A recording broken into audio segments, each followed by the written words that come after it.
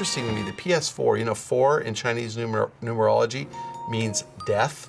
So I'm wondering if the PS4 is going to fail among Chinese consumers. We'll see. Fellow babies, welcome to another edition of Pach-Attack on GameTrailers. It's almost real time. We had a PS4 announcement last night that places today at Thursday morning. It's just past 7 in the morning on the West Coast. I've been here since 3:30. I'm tired. So if I say something wrong, deal with it. I'm sorry about all this rambling, but we had a PlayStation 4 announcement last night. I would say very little of it was new or surprising.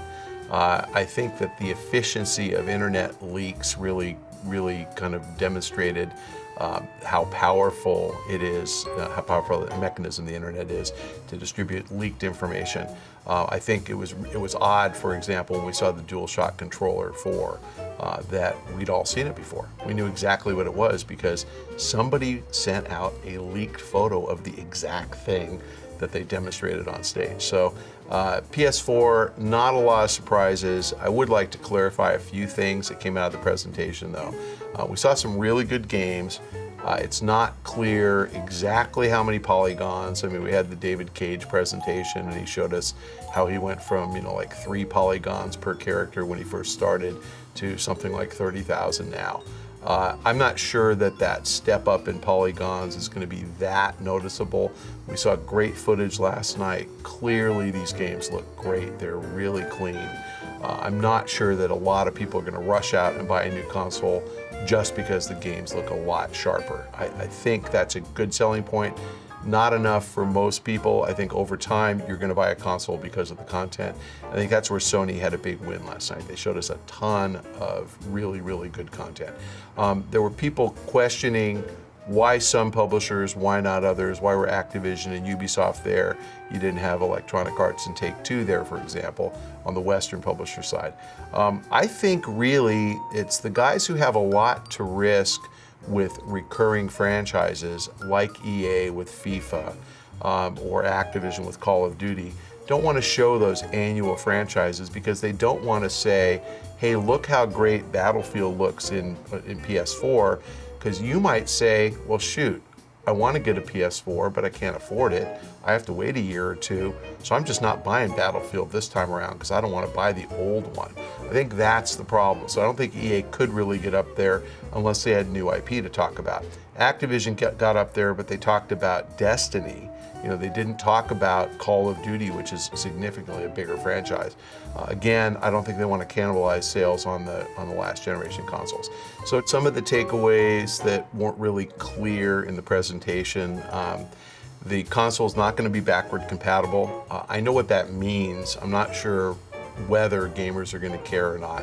I think a lot of people would rather use the same box, play their old games, play their new games. Not going to be able to do that at the outset. I mean, ultimately, you know, David Perry said Gaikai is going to allow you to stream old games, but really at the outset, if you want to play, let's say, Grand Theft Auto, which is coming out this fall, pretty likely not on the PS4. If you want to play it the next year when you get a PS4, and it will probably take you a year to finish the game, you're not going to be able to. So you're going to have to keep your PS3 hooked up and continue to play your older games on your PS3 until they come up with some kind of a Gaikai streaming solution. Again, I don't think that's that big a deal. I mean, to me, that's like the transition from VHS tape to DVD player. You know, people kept their VCRs for a while and also played DVDs. I think we're going to have 2 consoles for a while, and not that big a deal unless you rely on the trade-in credit that you can get when you get rid of your PS3 and you buy your PS4. You're probably not going to be able to do that if you want to continue to play used games, or sorry, older games. There was some speculation that the box would not contain an optical drive. You know, we've gotten reports today. Develop put out a list of the specs of the PS4. I got confirmation last night from Jack Tretton that the box will absolutely have a Blu-ray drive. So yes, you're going to continue to get games in disc form if you care to. You're also going to be able to download games.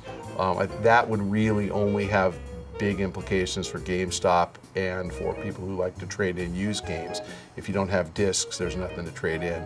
I was assured by Jack, every game that's not a PSN download, every game that is a commercial release is going to be on disc, and in fact you'll be able to buy it that way, and that means you'll be able to trade it in. There was no commentary on the used game patent application Sony had filed back in September. There's been a lot of speculation in the last month or two that Sony was going to block used games in the PS4. No comment about it at all. I continue to believe that Sony is going to block anybody who violates the terms of a software license agreement. Pretty much any of you who have ever used any kind of software other than game software should be familiar with the software license agreement. It's all that legal mumbo jumbo that you don't read, and at the very bottom you check I agree, and they won't let you download it. So anybody who has any device manufactured by Apple has entered into a software license agreement every time you've downloaded any Apple operating system, Mac OS, iOS, anything on your iPod. If you've ever signed up for iTunes, you've agreed. And that means that you can't replicate that software. If you buy a game and it is sold to you as a software license, and some PC games are structured that way, you sign a software license agreement. If a publisher were to choose to change the nature of its relationship with consumers and sell you a license rather than selling you a packaged product, then the PS4 conceivably could enforce that license and keep you from reselling that disc, because you don't own the disc, you own a license to use the software on that disc. I don't think any publisher has the guts to pull that off, so I don't actually think it's going to happen. I think Sony filed a patent application because a publisher asked them to. I think they may or may not build that into the box. It's actually pretty much a software fix. The hardware will allow them to do anything they want. And I frankly don't think you're going to see used games blocked on the PS4, and I think that's why they didn't mention it. One of the other things that came out, they talked about the instant. I think they used the word instant 4 or 5 times in the presentation. They showed a graphic like press the on button and the game just starts playing. That sounds like it requires a persistent internet connection to make that work. And I spoke to them afterwards and asked again, Jack Tretton, does always connected mean always? And he said, no, completely optional. If you want to have instant everything and have background software downloads, background system updates, you can leave your box always on, always connected. Obviously, it'll have a hibernate mode, so it won't suck up too much power. But we are not going to compel consumers to keep their boxes connected to the internet. And he actually made an interesting point for all of you Pach-Attack fans that are outside of the US and outside of Western Europe. He said there are a lot of areas in the world where we really hope to sell a lot of PS4s, and the internet infrastructure just isn't as well developed. And we don't want to tell consumers you've got to use the internet in order to use our device. So we're going to leave that option up to the consumer. We're hearing rumors to the contrary from Microsoft that, not from Microsoft, about Microsoft, that they're going to require always connected. And I think that's actually a competitive disadvantage. I understand why, from the consumer's point of view, it's great to have all these background system downloads, updates, and you don't have to do anything. I think, though, from the consumers who don't have internet access or have a room in their house that it's inconvenient to connect a box to the internet because you can't get wireless up there or because you don't have a hardwired internet connection. I think that the manufacturer who chooses to go that always connected route is going to lose a portion of their addressable market. So here I think Sony wins. I think that was a smart thing. I'm hopeful Microsoft doesn't require always connected, but the rumors are they're going to require it. So we'll see what happens there. So as far as takeaway, what do you do now? You got a PS4 coming. I was very much impressed by the game lineup. I was very much not impressed by their commentary about everything else the box does. There was a throwaway reference to Netflix in the beginning of the presentation, saying something like, the PS3 is the platform of choice for streaming Netflix in the living room, and more people spend more hours using PS3 to stream than any other device. That probably is true, but that was all they said. I mean, they didn't actually really come out and even say the PS4 will stream Netflix. Of course it will. But I think that we're going to hear a lot more in the coming months about multimedia functionality. I think that's the centerpiece of the Microsoft unveiling. I don't know when Microsoft is going, but I'm getting a vibe that they're really, really gunning for kind of a simultaneous launch next Xbox with the PS4, so this holiday as well. I think Microsoft may wait till E3 to announce, but probably late April. I think that Sony has a kind of a 2-month free window of advertising and promotion. And I think you're going to see the form factor of the box probably next week. Destination PlayStation is this week. I think Sony's just going to parcel out information. And I think you'll hear about multimedia functionality in the next couple of months.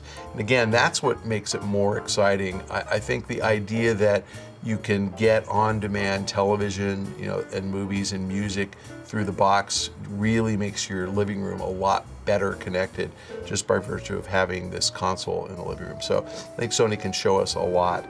The last thing, I think that, again, they didn't spend a lot of time talking about, but they built the box kind of on a PC platform. It sounds like there's going to be a lot of customizable content that ultimately will develop for the console. So I think that you're going to see, as we saw on Little Big Planet, for example, on the PS3, a lot of ability for users to build custom levels and possibly share those levels and possibly sell those levels to other users. So I think that makes the PS4 pretty interesting. If in fact that tool set is kind of available on the PS4, I think you're going to see some really super creative things coming out of PS4 games. My guess is Microsoft will emulate that and try to do the same thing, but that makes the next generation exciting, because essentially if you find a game that you really like and it just never ends because there are thousands and thousands of users out there creating custom levels and you can buy them for whatever, $1, I think that you could keep playing the same game for years and just never grow tired of it. That certainly was true of Little Big Planet. So I think Sony is onto something that might really be interesting there. I came away impressed. I would say they got 80% of their press conference was absolutely flawless and perfect, and the other 20% was okay. The only thing I would criticize them for in terms of presentation style was that the last couple of game reveals were really not impressive. Who cares if Diablo's coming to the PS4? I mean, by the time it comes out, Diablo will have been out a couple of years. Anybody who really wants to play Diablo already owns it. The Destiny reveal was kind of anticlimactic because we heard about Destiny last week, and even though Destiny wasn't announced to be on the PS4, we all kind of knew that by the time it came out there would be a PS4, so not really particularly exciting. I think that they should have probably put those in the beginning, and I think that we really want to see things that are more like PS4 exclusive. I have to say the game that looked the best to me was Infamous. That guy that presented it scared the crap out of me, so I couldn't figure out if he was a liberal or he was a member of the NRA or both, but pretty scary dude. So I'm not sure. The game kind of creeps me out. Anyway, if you play Infamous and you play Watch Dogs, if you could combine the two, we might not have any surveillance cameras anywhere left in the world. You can shoot them all. That's it, fellow babies. If you don't like it, deal with it. All right, guys, thanks once again for joining me on, I don't know, this must be the 5,000th episode of Pach-Attack. If you have questions, you can direct them to the link below, or you can ask questions on Twitter. If you would like a direct response from me, you have to follow me. I'm at Michael Pachter on Twitter. And if you ask a question on Twitter that you'd like handled on the show, please make sure to copy at Rohan Likes Pants, because Rohan really likes pants and he picks all the questions.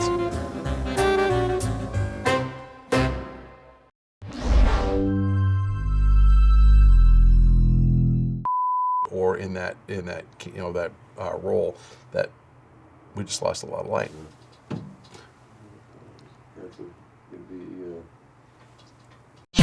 See this and other GT shows and game reviews on the GT Originals iOS app, available now on the App Store. Clicking on the videos to the right of me. Wow. And you can put right here. To the right? To my right? To that right? There we go. That right, That's yeah. Okay. Hey, Hey, fellow babies, you can check out more Pach-Attack videos on GameTrailers.com by clicking on the videos to the right of me. This is not a profit deal.